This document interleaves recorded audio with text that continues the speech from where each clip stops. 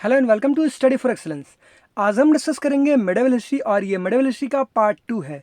तो पार्ट 1 आप लोगों ने देखा है तो पहले पार्ट 1 देख लीजिए। पार्ट 1 में हमने डिस्कस किया हुआ है कि इस्लाम धर्म का उदय कैसे होता है और इस्लाम धर्म भारत में कैसे आता है। फिर भारत में जो पहला सक्सेसफुल अरब इन्वेजन, जो अरब आक्रमण जो किया गया था मोहम्मद बिन कासिम के द्वारा, उसके बारे में हमने डिस्कस किया हुआ है, जो कि 712 में किया गया था। फिर महमूद ऑफ गजनी के द्वारा जो भारत पर 17 बार आक्रमण किए गए थे, बहुत सारे मंदिरों को नष्ट किया गया, उसके बारे में हमने डिस्कस किया हुआ है पार्ट 1 में। तो जिन लोगों ने पार्ट 1 नहीं देखा है पहले पार्ट 1 देख लें, फिर पार्ट 2 देखें तो उन्हें ज़्यादा बेनिफिट होगा। तो चलिए शुरू करते हैं आज की क्लास। आज हम पार्ट 2 में डिस्कस करेंगे मोहम्मद गौरी के बारे में, और मोहम्मद गौरी के बाद हम डिस्कस करेंगे दिल्ली सल्तनत की स्थापना कैसे होती है, उसके बारे में हम डिस्कस करेंगे। तो सबसे पहले चलिए मोहम्मद गौरी के बारे में जान लेते हैं। मुइजुद्दीन मोहम्मद बिन साम, इसका जो ओरिजिनल नाम था वो क्या था? मुइजुद्दीन मोहम्मद बिन साम, लेकिन इसे नाम किस नाम से आता था? मोहम्मद गौरी। वैसे इसे शहाबुद्दीन मोहम्मद भी कहते थे। ओरिजिनल नाम जो है मुइजुद्दीन मोहम्मद बिन साम था, लेकिन इसे बेटर नोन किस नाम से जाना जाता है? मोहम्मद गौरी। और इसे भारत में मुस्लिम साम्राज्य का वास्तविक संस्थापक माना जाता है। ऐसा क्यों?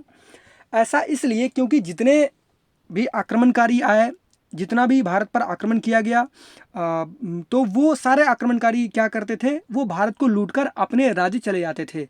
और इसके द्वारा जो है इसकी नीति दूसरी थी। ये इंडिया पर आक्रमण भी करता था और इंडिया में राज भी करना चाहता था, यानी कि अपना साम्राज्य जो है ये फैलाना चाहता था। तो ये भाई किस साम्राज्य से बिलोंग करता था उसके बारे में भी हम यहाँ पे डिस्कस कर लेते हैं। देखिए, ये गौर साम्राज्य से बिलोंग करता था, गौर साम्राज्य से था। और गौर साम्राज्य जो है वो गजनवीड एम्पायर के अंडर ही आती थी, यानी कि गौर साम्राज्य जो है ये गजनवीड का एक वेसल्स जागीरदार हुआ करती थी। लेकिन महमूद ऑफ गजनी के बाद जो है उसके निधन के बाद जो है गजनवीड एम्पायर जो है वो धीरे धीरे कमज़ोर होती गई, धीरे धीरे कमज़ोर होती गई। और एक बार ऐसा हुआ कि गौर से कुछ लोग व्यापार के लिए सिंध की तरफ बढ़ रहे थे, और उन्हें गौर जाते वक्त जो है लूट लिया गया, उनसे सारा धन, जो व्यापार करके जो वो ले जा रहे थे वो सारा कुछ लूट लिया गया। तो इसी से गौर के जो वहाँ पे जो जागीरदार हुआ करते थे, कौन? मोहम्मद गौरी और इसके भाई थे गियासुद्दीन। तो ये दोनों बहुत गुस्सा हो गए और इन्होंने गजनी पर आक्रमण कर दिया और गजनी को पूरी तरह से जला दिया, पूरी तरह से तहस नहस कर दिया। और फिर मोहम्मद गौरी को 1173 में गजनी का शासक बना दिया गया इसके बड़े भाई गियासुद्दीन के द्वारा। तो ये ध्यान रखिएगा, ये गजनी का शासक कब बना? मोहम्मद गौरी 1173 में। और इसने भारत पर 7 बार आक्रमण किया था। कब कब आक्रमण किए गए? देखिए, इसके द्वारा जो आक्रमण किए गए, इसके द्वारा जो बैटल लड़े गए, वो 3 बैटल इंपॉर्टेंट है। यूँ कहें तो 4 बैटल इंपॉर्टेंट है, और 4 बैटल ही इसके द्वारा मेनली लड़े गए थे। कौन कौन सा? एक तो बैटल ऑफ कयादरा, या फिर बैटल ऑफ गुजरात कहें, फिर first battle of Tarain, second battle of Tarain, और बैटल ऑफ चंदावर। लेकिन और भी 2-3 हैं, उसके बारे में हम डिस्कस करेंगे कि ये युद्ध कब किया गया था, बस आपकी जानकारी को बढ़ाने के लिए। तो सबसे पहले ये इसने मुल्तान और सिंध पर विजय प्राप्त की, और मुल्तान और सिंध पर विजय अभियान जो है ये कब से कब तक चला है? तो 1175 से 1178 के बीच में। फिर बैटल ऑफ कैदरा आता है, और बैटल ऑफ कैदरा जो है 11 से 78 में होती है, और उसने गुजरात पर 11 से 78 में आक्रमण किया। लेकिन कैदरा के युद्ध में गुजरात के शासक भीमदेव से हार का सामना करना पड़ा, यानी कि इस युद्ध में कहा जाता है कि ये मरते मरते बाल बाल बच गया, और फिर ये गजनी जो है ये भाग गया। फिर उसके बाद 1179 से 1186 में जो है पंजाब और लाहौर पर आक्रमण किया जाता है, और फिर 1179 में पेशावर पर कब्जा कर लिया जाता है। फिर उसके बाद 1186 के बीच और कौन कौन से आक्रमण किए गए? तो 1181 में खुसरो मलिक पर उसने हमला किया, और खुसरो मलिक जो है इस हमले के जवाब में जो है वो क्या करता है? वो कुछ गिफ्ट करता है, मुआवजे के रूप में दे देता है, उपहार स्वरूप कुछ देता है, और अपने बेटे को भी बंधक बनवा देता है कि ले जाओ भाई, आप मेरा बेटा ले जाओ, यहाँ पे हम कोई भी बदमाशी नहीं करेंगे, और ये तुम्हारे ही अंडर समझो है ये एरिया। फिर उसके बाद 1185 में गौरी जो है फिर से पंजाब पर आक्रमण करता है और सियालकोट के किले पर कब्जा कर लेता है। और खुसरो मलिक चाहता है कि सियालकोट पर जो है कब्जा करने से रोक दे मोहम्मद गौरी को, और इसके लिए वो खोखरों की मदद लेता है। खोखरों से भी लड़ाई होती है मोहम्मद गौरी की डायरेक्ट, और ये होती है 12 से 5 में, जिसके बारे में हम आगे डिस्कस करेंगे। तो खोखरो की भी मदद ली जाती है खुसरो मलिक के द्वारा, लेकिन उसमें भी खुसरो मलिक सफल नहीं होता है। और 1186 में जो है मोहम्मद गौरी जो है पंजाब पर लास्ट पर आक्रमण करता है और पूरे पंजाब और लाहौर क्षेत्रों पर अपना कब्जा जमा लेता है। फिर अब हम डिस्कस करेंगे बैटल ऑफ तराइन के बारे में। और बैटल ऑफ तराइन से ही बेसिकली क्वेश्चन पूछाते हैं कि ये बैटल किसके द्वारा लड़ी गई थी, कब लड़ी गई थी और इसमें कौन विजयी हुआ, यानी कि कौन इस युद्ध को जीत पाया। तो फर्स्ट बैटल ऑफ तराइन जो है ये 1191 में हुई थी और ये युद्ध पृथ्वीराज चौहान या फिर पृथ्वीराज तृतीय कहें, ये चौहान वंश के सबसे प्रतापी शासक थे और मोहम्मद गौरी के बीच हुआ और इस युद्ध में पृथ्वीराज चौहान विजयी हुआ। फिर उसके बाद Tarain second battle of Tarain होती है कब, 1192 में। इसे बेइज्जत करके भगा दिया जाता है गजनी। और मोहम्मद गौरी जो है सोचता है कि फिर अगले बार पूरी तैयारी से पूरे लश्कर को लेकर, स्किल्ड मिलिट्री को लेकर आएंगे और तुम्हें हराएंगे। तो पृथ्वीराज चौहान जी जो है वो सोचते हैं कि भाई एक बार तो मैंने इसे मारकर भगा दिया, अब क्या ही ये मेरे पे हमला करेगा, तो ये शांत हो जाते हैं। फिर सेकेंड बैटल ऑफ तराइन 1192 में होती है और इन्हें युद्ध के समय ये जो है ये चौचक होते हैं पृथ्वीराज चौहान, तो इसीलिए ये कहा जाता है कि ये हार जाते हैं। और बहुत सारी कहानियाँ भी हैं कि जयचंद ने जो है इनकी मदद नहीं की तो इसलिए हार गए, और जयचंद की जो बेटी थी, बहुत सारी कहानियाँ हैं, वो कहानियों में हम नहीं फंसेंगे। तो यहाँ पे देखेंगे सेकंड बैटल ऑफ तराइन जो 1192 में हुई थी और इसमें पृथ्वीराज चौहान जो है वो हार जाते हैं।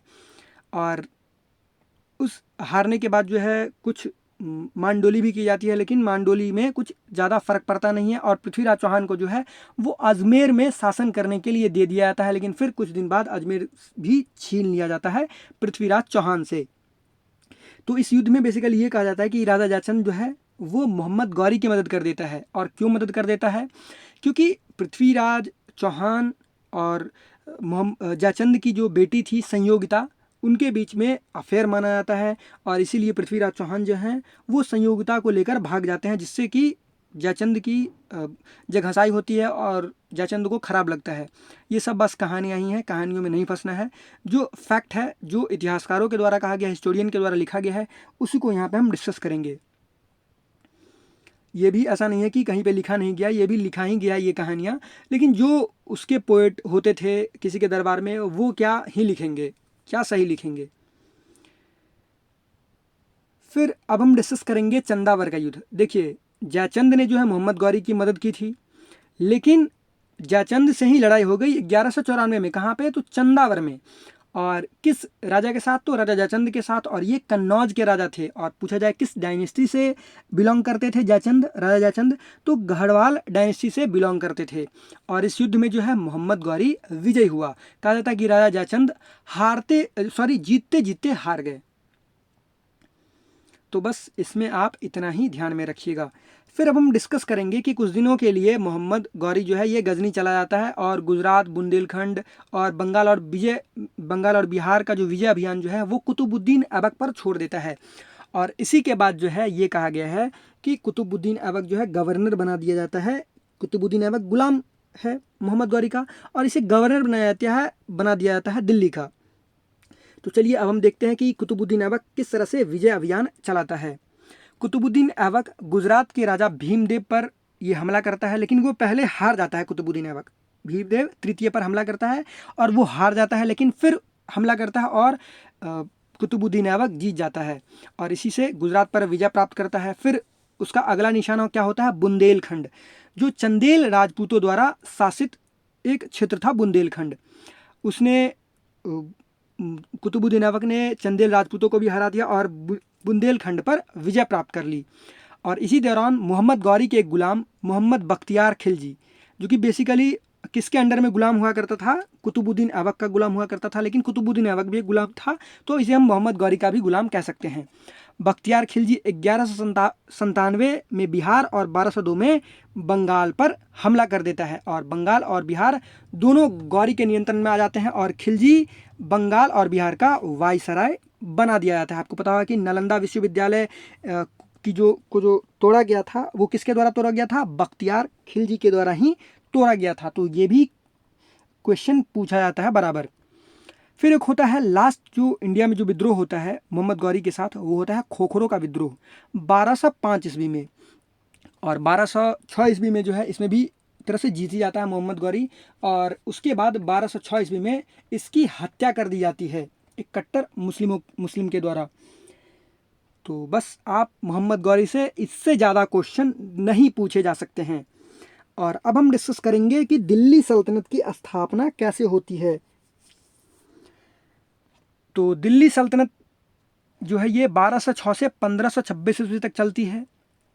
इसमें बहुत सारे वंश आते हैं, जैसे कि गुलाम वंश या फिर इसे मामलुक वंश भी कहते हैं, फिर खिलजी वंश, तुगलक वंश, सैयद वंश, लोदी वंश। तो उन सभी चीज़ों के बारे में डिस्कस करेंगे, लेकिन आज हम शुरू करेंगे दिल्ली सल्तनत में गुलाम वंश से। और आज हम डिस्कस करेंगे कुतुबुद्दीन ऐबक के बारे में। तो ये 1206 ईस्वी में क्या बन जाता है, गुलाम वंश का संस्थापक बन जाता है, स्लेव डायनेस्टी का। और ये अपना राज्याभिषेक कहाँ पे कराता है, लाहौर में करवाता है। और ये जो अपनी राजधानी जो बनाता है वो भी लाहौर को ही बनाता है, ऐसा नहीं है कि ये दिल्ली को राजधानी बनाता है। कुतुबुद्दीन ऐबक के द्वारा राजधानी भी लाहौर को ही बनाया जाता है। आप यहाँ पे देख सकते हैं कुतुब मीनार जो है ये 5 स्टोरे एक तरह से बिल्डिंग है, 1 2 3 4 और 5, जिसमें से जो 4 बिल्डिंग है, फर्स्ट जो 3 फ्लोर है वो सैंडस्टोन का है, फिर चौथा जो है ये मार्बल का है और फिर सैंडस्टोन का है। तो ये ध्यान रखिएगा।